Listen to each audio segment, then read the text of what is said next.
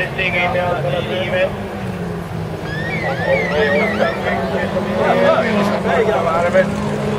Och Edith Stig har alltså gjort bort sitt alternativ. Och där får han problem. Han har riktigt förljus med sin omgång. Ställer sig på sidan. Och då är det inte mycket att göra med honom naturligtvis. Han går ut på sitt andra varv i en ganska bra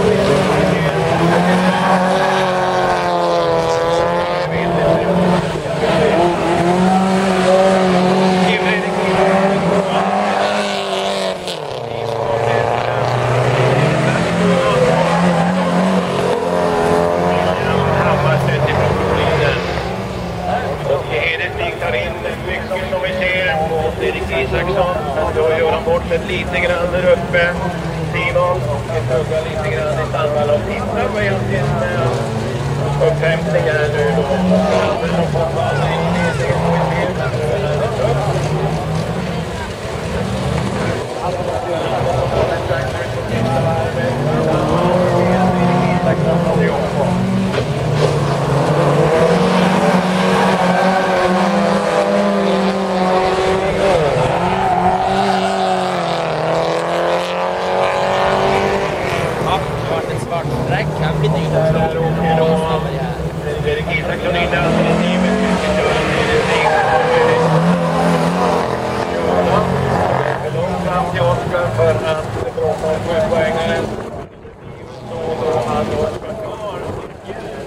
Yeah.